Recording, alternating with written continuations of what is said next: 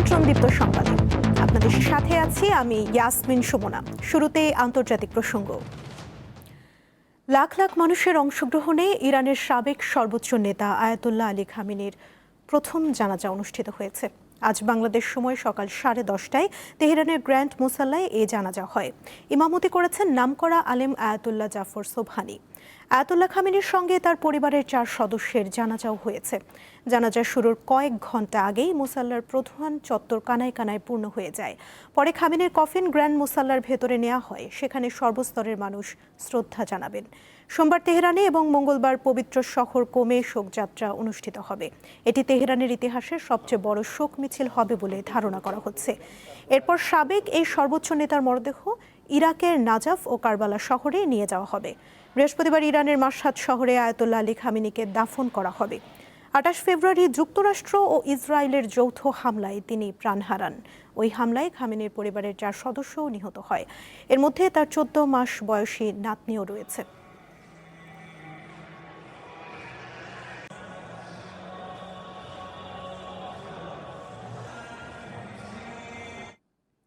ইরানের সাবেক সর্বোচ্চ নেতা আয়াতুল্লাহ আলী খামেনির জানাজার অনুষ্ঠান ও দেশটির বর্তমান রাজনৈতিক পরিস্থিতি নিয়ে আলোচনা করতে স্টুডিওতে রয়েছেন দীপ্ত টিভির আন্তর্জাতিক ডেস্কের সহকর্মী ইসরাত সুমা। কথা বলবো তার সঙ্গে।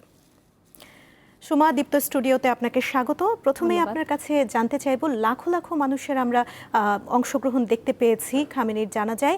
মানুষের এই জোয়ার কি বার্তা দিচ্ছে?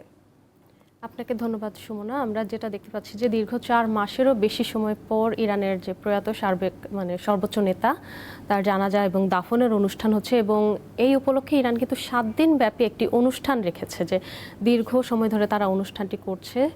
এবং আমরা যেটা দেখেছি যে আজ তার প্রথম জানাজা অনুষ্ঠান হয়েছে। লাখ লাখ মানুষ, শুধুমাত্র ইরান থেকে না, প্রতিবেশী দেশ, এমনকি আমরা বিভিন্ন গণমাধ্যমের বরাতে জানতে পেরেছি ইন্ডিয়া থেকে ইন্ডিয়া থেকে বা বিভিন্ন দেশ থেকে, আফগানিস্তান থেকে, পাকিস্তান থেকে, বিভিন্ন দেশ থেকে কিন্তু মানুষ এই জানাজা এবং দাফন অনুষ্ঠানে অংশগ্রহণ করতে যাচ্ছেন।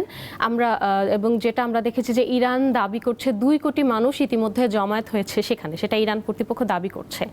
আসলে যেটা আমরা দেখেছিলাম যে ইরানের মানুষ, ইরানে যে হামলাটা হয়েছিল তার আগে আমরা দেখেছিলাম যে ইরানে একটা প্রোটেস্ট হয়েছিল বা ইরানে একটি বিক্ষোভ হচ্ছিল সরকারের বিরুদ্ধে, কিন্তু হামলার পর আমরা পুরোপুরি একটা পরিস্থিতির পরিবর্তন দেখতে পাচ্ছি। তারা কিন্তু এখন ঐক্যবদ্ধ হয়ে গেছে এবং তারা যে জমায়েত হয়েছে সেখানে তারা খামেনির জন্য কান্না করছে, তারা খামেনির জন্য শোক প্রকাশ করছেন এবং তারা সেখান থেকে কিন্তু যুক্তরাষ্ট্র এবং ইসরায়েলের বিরুদ্ধে প্রতিশোধ চাইছেন, তারা এই হত্যার জবাব চাইছেন। অর্থাৎ ইরানের যে জাতি তারা এখন ঐক্যবদ্ধ হয়ে গেছে।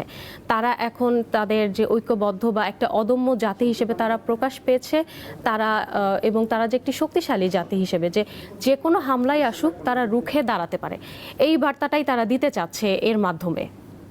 ইসরাত, আপনি যেমনটা বলছিলেন যে বাংলাদেশ ও ভারত সহ বিশ্বের প্রায় 100-র মতো দেশের প্রতিনিধিরা এই জানাজায় অংশগ্রহণ করেছেন এবং আমরা দেখেছি যে যুক্তরাষ্ট্রের মিত্র দেশগুলো এখানে রয়েছিলেন।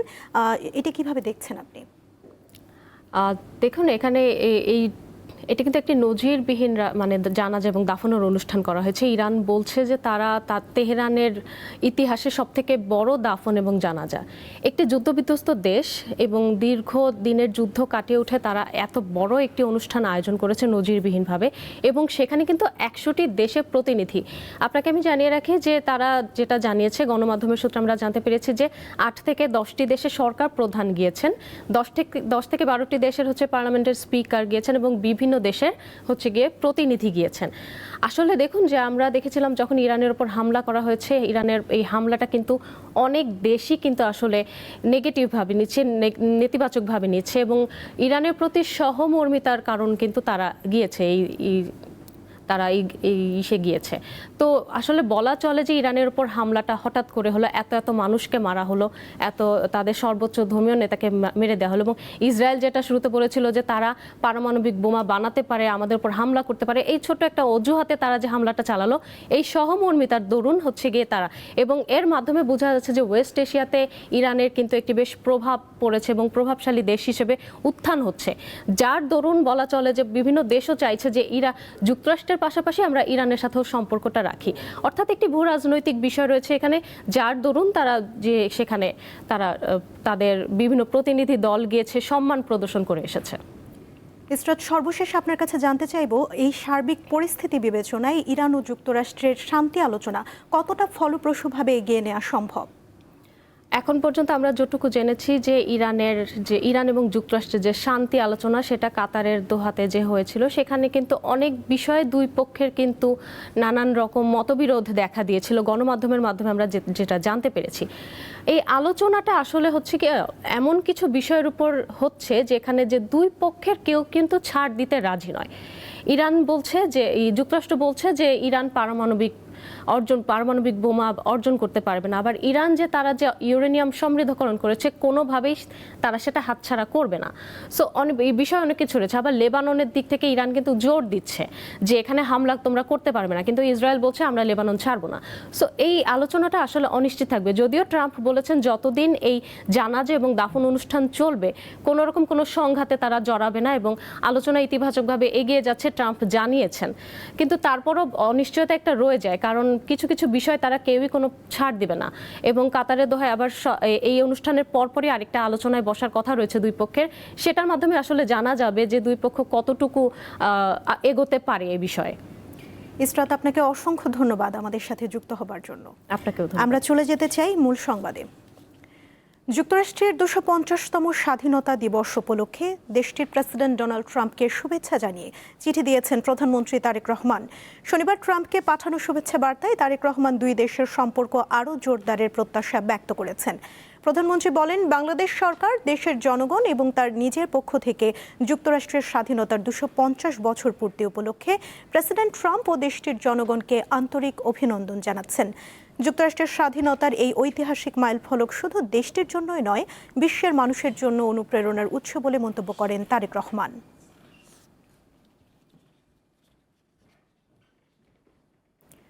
জাতীয় পল্লী উন্নয়ন দিবস 2026 উপলক্ষে 10 টাকা মূল্যমানের স্মারক ডাক টিকিট উদ্বোধন করেছেন প্রধানমন্ত্রী তারেক রহমান।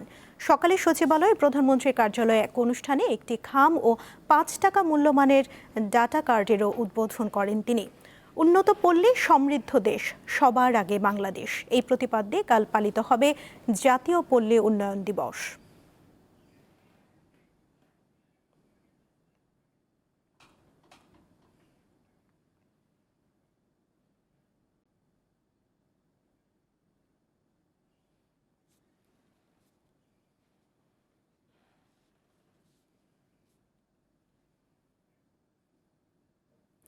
জুলাই এলে তিনি অনেকটা স্তব্ধ হয়ে যান।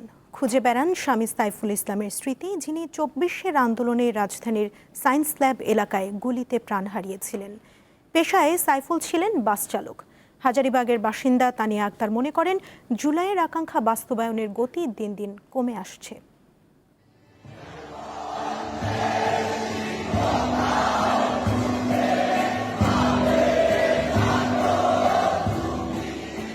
জুলাই ক্যালেন্ডারে শুধু একটি মাস নয়, এটি রক্তে লেখা এক গণ অভ্যুত্থানের নাম। 2024 সালের এই মাসে যখন লাখো কণ্ঠে উচ্চারিত হচ্ছিল অধিকার, ন্যায় ও পরিবর্তনের দাবি,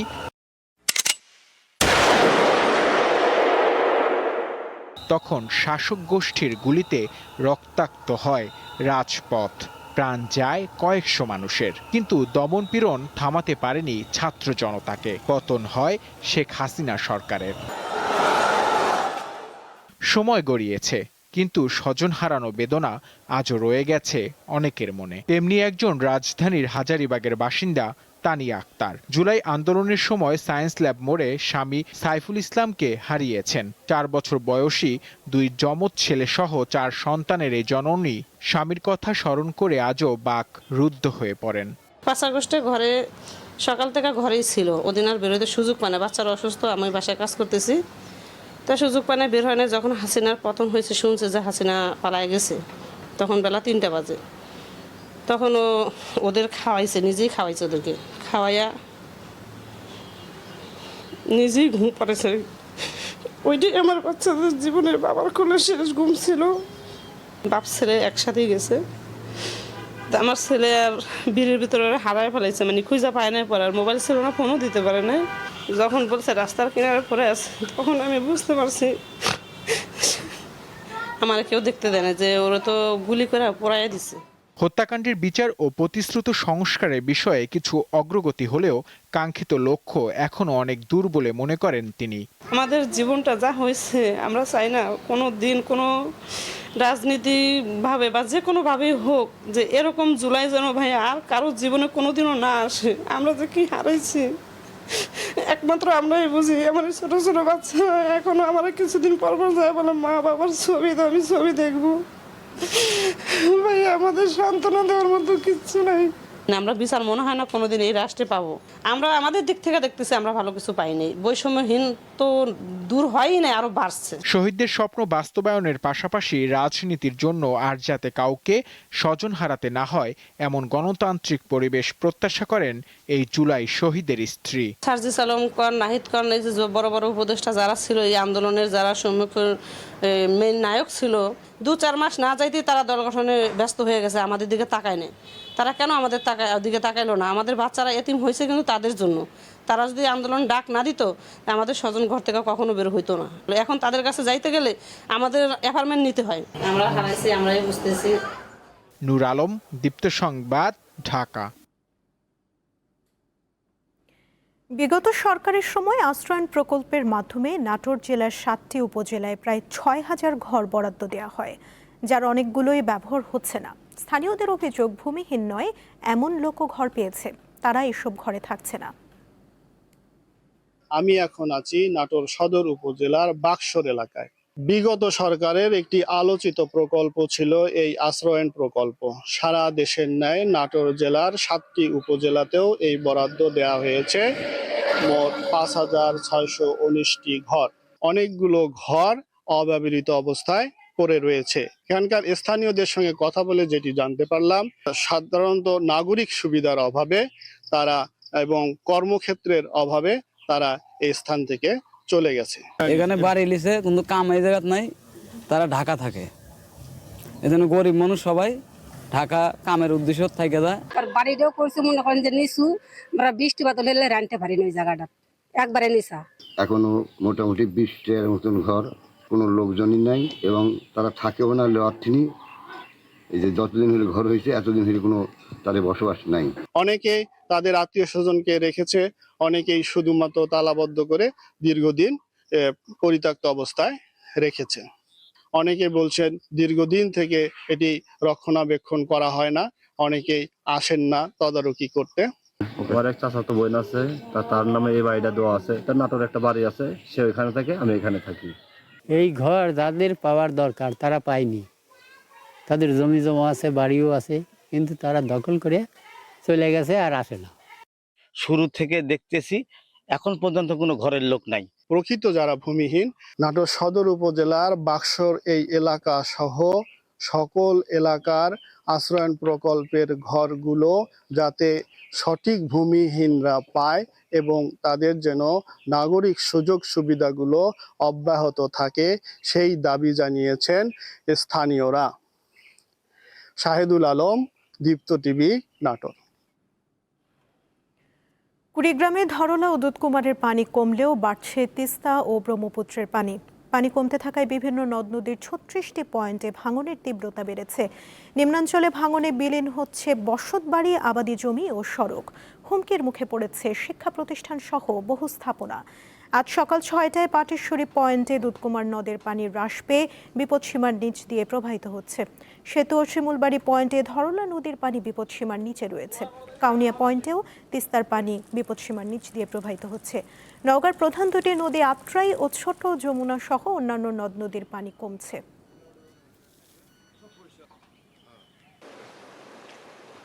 কোরবানির ঈদের পর বরগুনায় মহামারী আকারে ছড়িয়ে পড়েছে গবাদি পশুর খুরা ও লাম্পি স্কিন রোগ।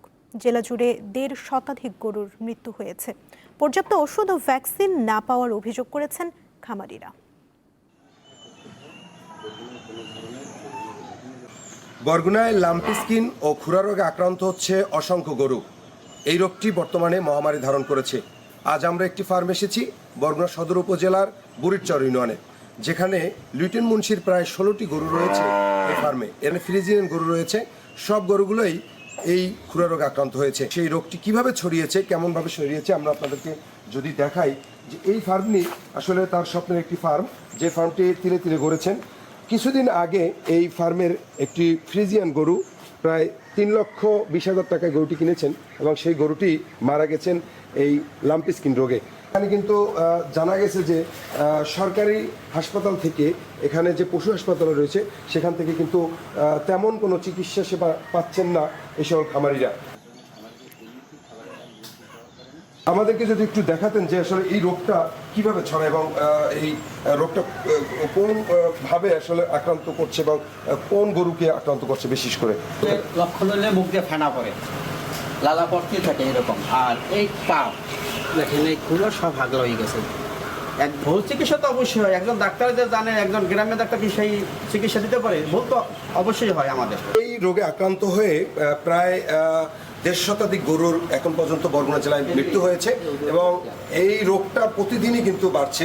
এই ফার্মের থেকেই প্রায় 3 লক্ষ টাকার একটি গরু মৃত্যু হয়েছে। আমাদের এখানে ডাক্তার থেকে মনে করেন আমাদের সরকারিভাবে কোনো সুযোগ সুবিধা পাই না, বিধায় আমরা যথেষ্ট দুশ্চিন্তার মধ্যে আছি। প্রাণী সম্পদ হাসপাতালে রয়েছি, অসংখ্য গরু এই অটোরিকশায় করে নিয়ে আসছে। আমরা এই লাম্পিং যে ডিজিজ যে রোগটি, সেটা কিন্তু এই প্রত্যেকটা গরুর গায়ে কিন্তু ঠোসকা দেখা যাচ্ছে এবং এই ঠোসকা ওঠার পরে কিন্তু তারা আসলে আতঙ্কিত হচ্ছে। আমরা কথা বলবো এখানে যিনি দায়িত্বে রয়েছেন। আমরা দেখতে পাচ্ছি যে কোরবানির বাজারে পরে আসলে এই রোগটা বেশি বৃদ্ধি পেয়েছে, কারণ সেখান থেকে বাইরে থেকে অনেক গরু এসেছে, যার কারণে এই রোগটা আসলে একটু বিক্ষিপ্তভাবে ছড়িয়ে পড়েছে এলাকায়। তো আমাদের লোকবল স্বল্পতার মধ্যে আমরা সর্বোচ্চ চেষ্টা করতেছি। প্রতিদিনই শত শত খামারিরা আসেন এই পশু হাসপাতালে চিকিৎসার জন্য, কিন্তু একজন মাত্র ডাক্তার থাকার কারণে তারা কিন্তু সঠিক চিকিৎসা নিতে পারছেন না, এমনটাই অভিযোগ করছেন যারা চিকিৎসা নিতে আসছেন এই সকল মানুষ। শাহ আলী, দীপ্ত সংবাদ, বরগুনা। এবারে বিআরবি কেবলস নিবেদিত ফিফা ওয়ার্ল্ড কাপ 2026।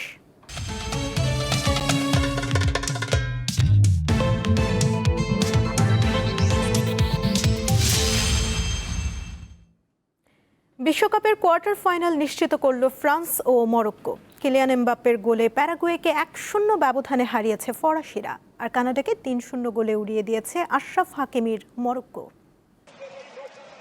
নান্দনিক ফুটবল বলতে যা বোঝায় ফিলাডেলফিয়া স্টেডিয়ামে তা ছিল না।